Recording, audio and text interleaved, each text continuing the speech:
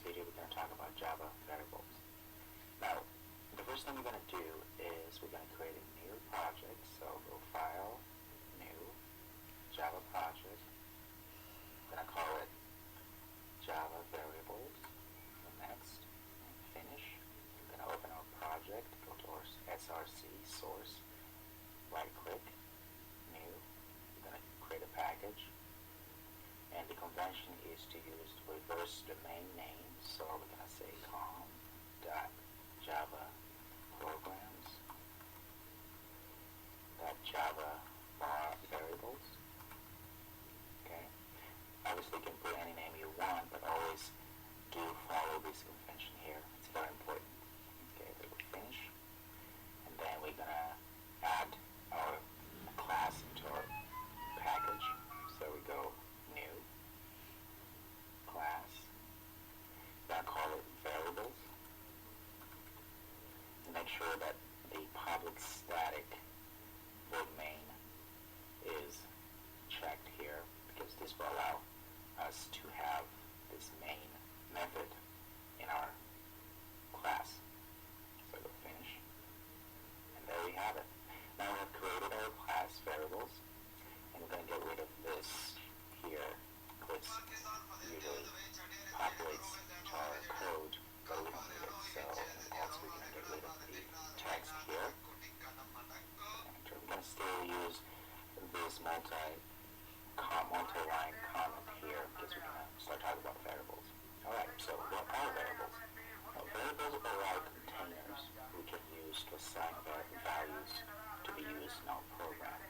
Just think of variables again. A good example would be like cup, right? You have a cup that you can put something inside of it. You can put water, you can insert sand or whatever you like. Okay. Now the first main variable type used in Java is the integer type, so int. This is essentially a number. Okay, so we can add 4, 3, 5.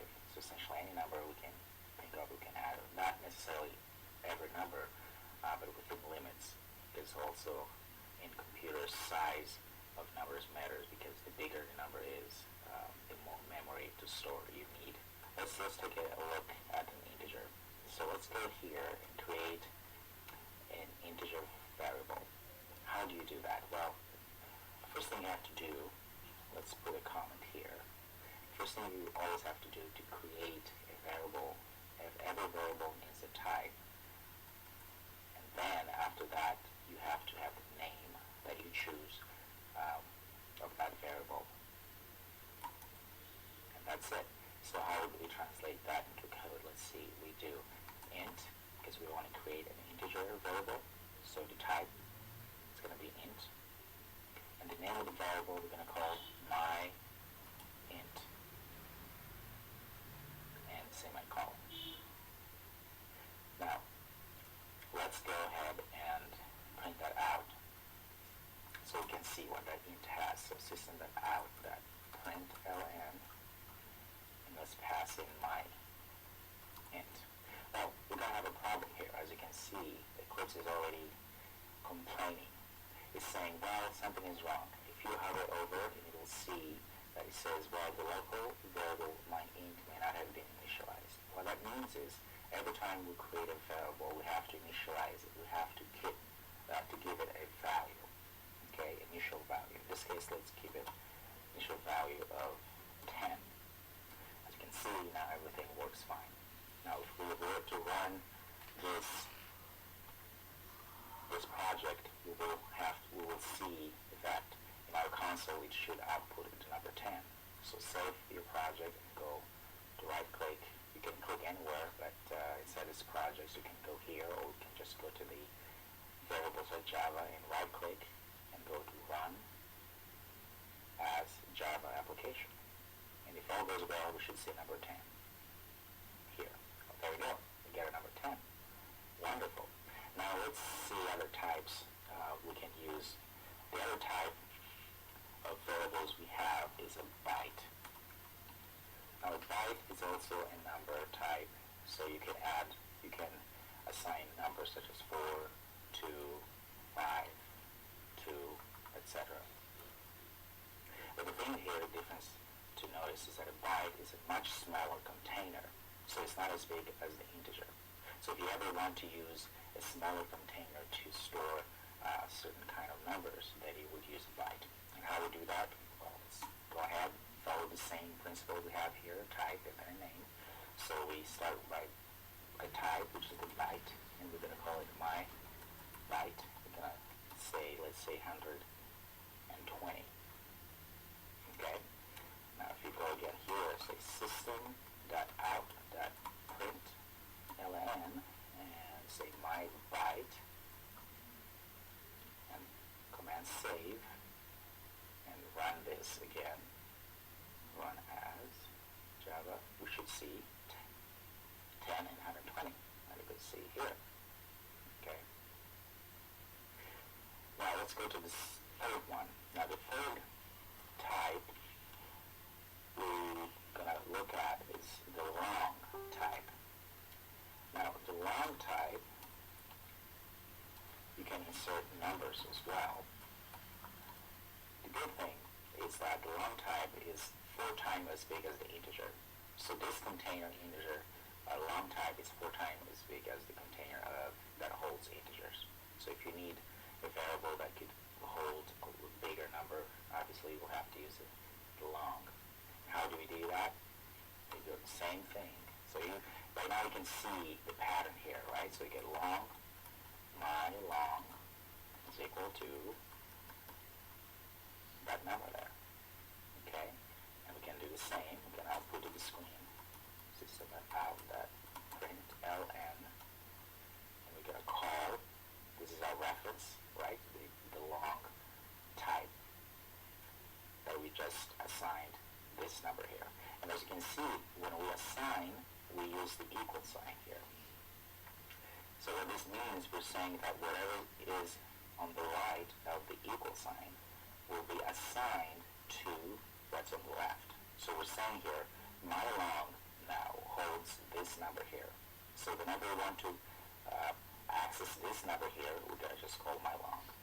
The same goes to the byte we just created, as well as the int, my int. So that's how you assign all of it. So whenever you see the equal sign here, it's not the equal in a sense, the mathematical equal. It's more of assignment.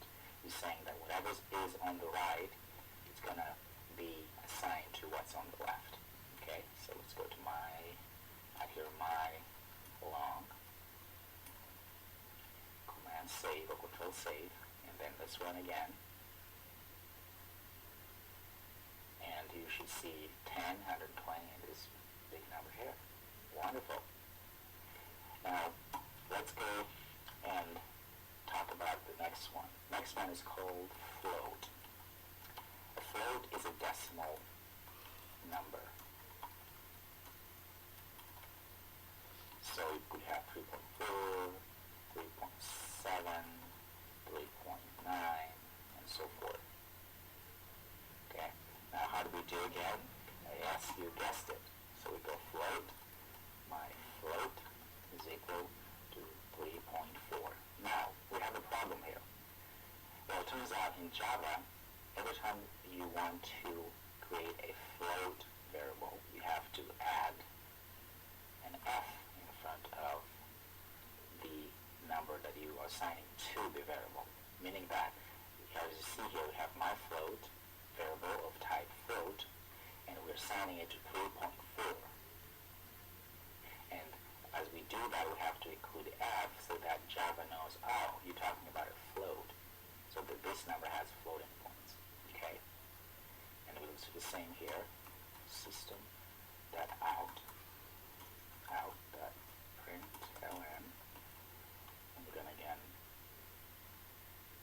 have that my float inside here, pass it in, so that we can see in our console here. So let's run it. Run as Java application. And we should see all of these numbers, 3.4. Okay. Now the next one we're going to talk about is the double. The double double is twice the size of a float. So you could have, if you're wanting to create a variable that holds bigger floating numbers or bigger decimal numbers, then you will definitely going to have to use a double. Okay, so essentially it is a decimal number that we can add to the variable, such as 3.4 and all of that. That is twice the size of float. So the float, if you think as the container analogy that we're talking about, if it's a small cup, well, the double is going to be a cup, but twice the size of the float. Okay, so let's do the same thing again. So we go now to create a variable of type float. You go double, my double is equal 3.4. Now notice here I don't have to put an F here, because if I put an F here, then it would assume you could, but we won't do that, because then we want to make sure to see the differentiation here, how these two are different. Same number, but here is a float, this is a double. That's how we know it's a double. Besides the fact that we have the type telling us that this variable is a double. So let's change this number to something 3.9. And let's do the same. System.out.println of my double. Okay, I have a typo here. Out. Always happens. My double. I made a mistake here. As you can see, your variable names have to be exactly the same, otherwise you will always have errors. Okay, so we have that here. So we save it and run it. Should get all the values that we have assigned and displayed. The other one we're going to talk about is the Boolean. The Boolean type is very interesting and the simplest form, because this one here only allows two states, only allows two values, false or true, also known as 0 or 1. So the Boolean only holds true or false or 0 or 1. Okay, and how do we assign that? We say Boolean, my Boolean is equal to false.